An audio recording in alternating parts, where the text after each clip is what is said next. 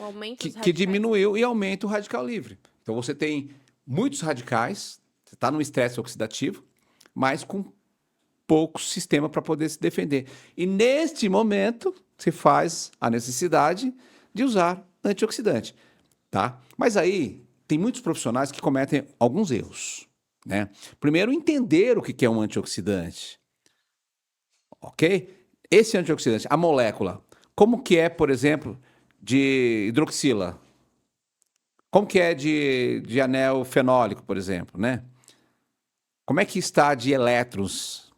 É rico em elétrons? Tem condições de doar elétrons para equilibrar os parzinhos lá na célula para não... Né? Lembrando que o radical livre, essa molécula inflamatória, ela é instável à célula, então ela reage, ela tem uma reação ali.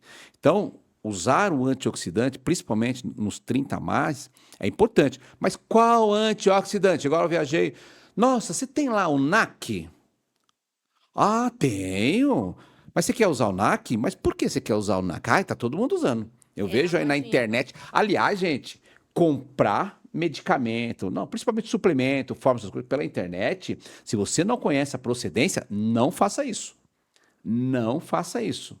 Tá cheio de coisas ruins na internet. E o NAC, eu tô vendo que é uma molécula que está sendo muito difundida. Mas será que a pessoa está consumindo de fato um N-acetilcisteína? Esse NAC? O que é o NAC, afinal? Né? É um antioxidante. Mas ele é o principal? Não, ele não é o principal. O principal é a glutationa. Porque o NAC, depois de metabolizado, ele vai virar a glutationa. E quem é a glutationa? É um dos maiores antioxidantes que o nosso corpo produz. Mas conforme você vai envelhecendo, principalmente no 30 a mais, esse antioxidante ele fica diminuído. É por isso que tem muita gente usando o NAC.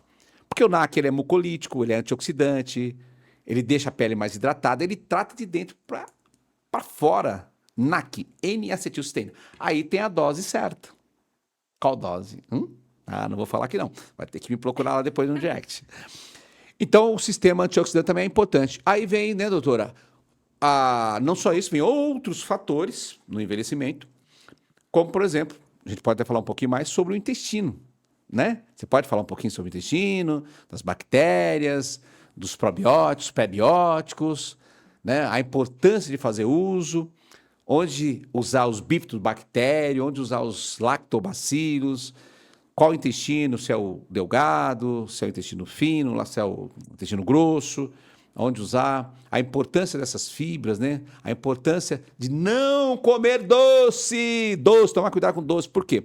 Porque o doce, ele faz com que as bactérias ruins proliferam. Aí a pessoa entra num sistema de desbiose, ou seja, num desequilíbrio intestinal de bactérias, e vamos lembrar que um dos principais neurotransmissores que nós produzimos, que é para o nosso humor, para a gente estar alegre, estar bem, é produzido lá no intestino, 90% pelo menos, que é a serotonina. Então, estar com o intestino em ordem, lembra? Deixa eu contar uma coisa para vocês aqui, deixa eu parar aqui um pouquinho. Eu tinha um professor, aliás, eu vou contar para você também. Tinha um professor que ele falava assim, quer ter uma pele de pêssego? Quer? Aquela pele de pêssego? Então você precisa fazer um cocô, sabe do quê? Em forma de banana. Então o cocôzinho em forma de banana é sinal que o seu intestino está ok. Então, se o seu cocô sair em forma de banana, é sinal que você está em equilíbrio de bactérias. O seu microbioma ele está ok. Agora, para que ele fique assim, você precisa tomar muito cuidado com a alimentação inflamatória, fazer uso de probióticos, de prebióticos, usar bastante fibras, né? Porque o intestino ele é muito grande. Tem prebióticos que não conseguem fermentar, por exemplo, aqui no final, que vai até o meio. Aí existe todo um contexto que a gente só fala lá na consulta, enfim, a gente explica através de prescrições, né? Mas tem todo um contexto, porque às vezes está usando um prebiótico e não é o prebiótico certo, porque está fermentando no meio, então, ou seja, não pega todo o intestino de bactérias boas, então você não produz para todo o intestino. Então, o intestino para a pele, ele é muito importante ele estar em equilíbrio. E para ele estar em equilíbrio, a gente tem que evitar doce, evitar gordura Consumir saturada, bastante água. consumir bastante água, pelo menos 3 litros ou 35 ml por quilo de peso, se quiser fazer a continha certinho, 35 a 40 ml. Isso é muito importante. Muito. Principalmente na 30 a mais. Por quê? Lembra que a água vai Vai diminuindo. diminuindo. Só E tem muita mulher que vai chegando mais velha, mais velha não, né? Com o passar do tempo, ela vai vai ficando envelhecendo. com dificuldade de ir ao banheiro. Então sempre tem aquela frase, eu escutei de uma professora também, uma vez.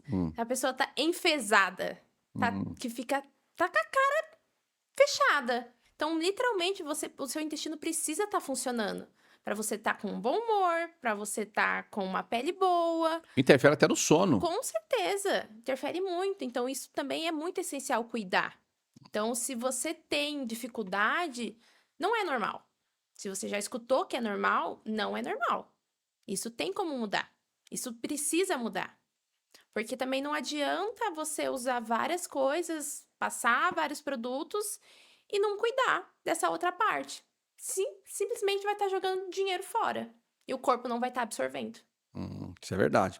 Existe algumas cepas de lactobacilos que eu gosto de falar sempre.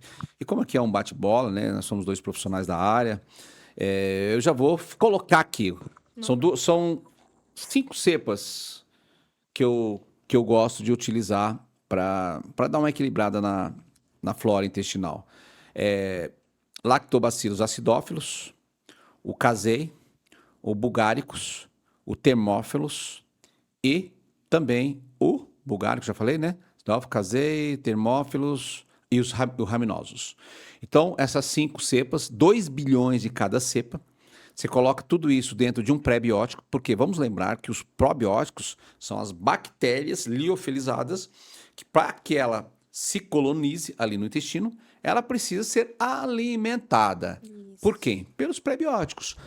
E quem são, ou aliás, quais são os pré-bióticos? Aí existem inúmeros, né? Vou citar aqui um. Vamos colocar, sei lá, o Slim Fiber, que é uma fibra que é solúvel e insolúvel em uma só. Inulina, até a própria glutamina pode ser utilizada. Nossa. O Foz eu gosto, mas não gosto muito do Foz, porque ele dá muito gases, né? Que é o fruto oligosacarídeos, né? O Foz. Mas ele pode ser utilizado também, tá? Então eu gosto muito de fazer essa combinação. E tem um também, a gente poderia até acrescentar, que na minha opinião isso não pode faltar em nenhum pool de lactobacilos, que é o Lactobacillus thermophilus. Os termófilos, ele consegue pegar tem um amplo espectro de ação. Ele consegue pegar bastante coisa. Então, sempre nas minhas estratégias de fórmulas, na verdade, eu coloco primeiro o termófilo, aí depois eu vou colocando os outros e cada um tem ali Conforme a sua ação, necessidade conforme a da pessoa. necessidade. Mas essa aí eu meio que coloco como padrão para realmente controlar essa desbiose.